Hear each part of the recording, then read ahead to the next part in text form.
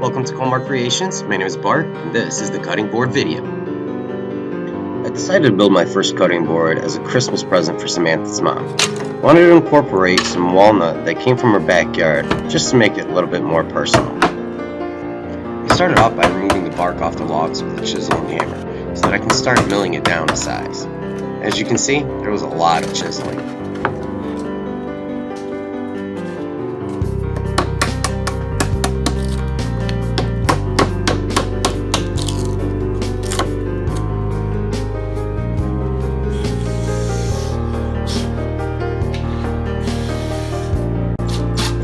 I had to screw the log to the sled I made, just to kind of keep it in position as I cut it down. I ran it through my saw, and then realized my blade was not tall enough, so I just had to go in with a handsaw and just take away the rest of the material. For this project I used the walnut from her backyard, which turned out to be figured, which was awesome. Some maple, badook, and some black walnut that I had laying around from previous projects. After squaring off the sides, I was able to cut all the pieces on my table saw to dimension. At this point, I didn't really know what kind of design I wanted to make, but I figured simplicity was going to be the driving factor.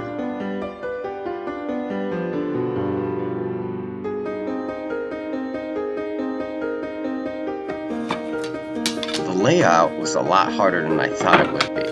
I kept struggling between, do I do walnut on the outside, do I do maple on the outside, going back and forth, but at the end of the day, I think I came up with a pretty cool design. The glue up was fairly simple using Type Bond 3, and the best part of it is, I got to use some really old clamps that I got from a garage sale. Love old stuff.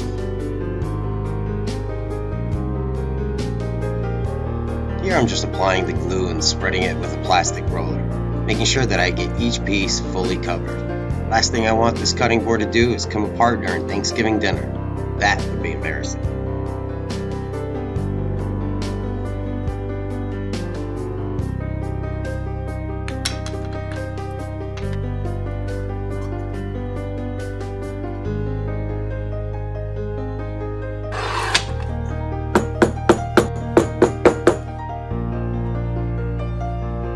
There are those old clamps. I think they're Georgie's, I'm not sure, but I got them at a garage sale and I think I paid $5 for the pair. You never know what you're gonna find at a garage sale. Good find. I used double-sided tape to secure it to some plywood and shimmed it. It wasn't going anywhere. This worked out well, and eventually I was able to get both sides parallel. I sent it through the planer probably a dozen times until the face of the board was nice and flat. Then I was able to flip it and mirror the other side.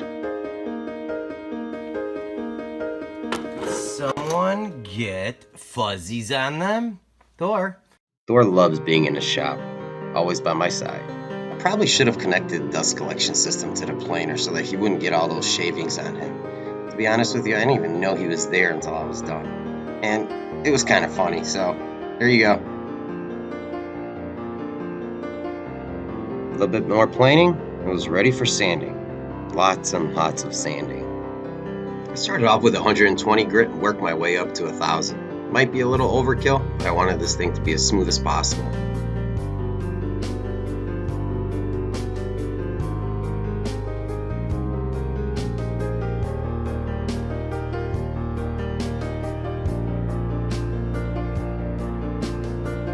I laid out the finger inserts and used the router to hog out some material. Then I used the 1/8 OG bit to go over the edges just to make it look a little bit cooler.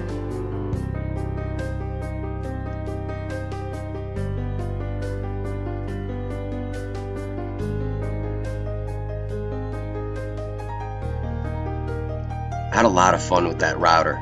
For some reason, every time I use that tool, it makes me feel like Tim the Toolman Taylor. Roar! Did I just roar? Yup. Do it again too. Roar! Some final hand sanding, we're ready for the finish. I just used the regular old cutting board oil that I got from my local hardwood store. At the end of the day, I was super happy with the results, and I think Joe loved it too. If you like this video, please hit the subscribe and thumbs up button so I can keep putting these videos out. Love the process, and I love sharing my experience with you. Thanks for watching.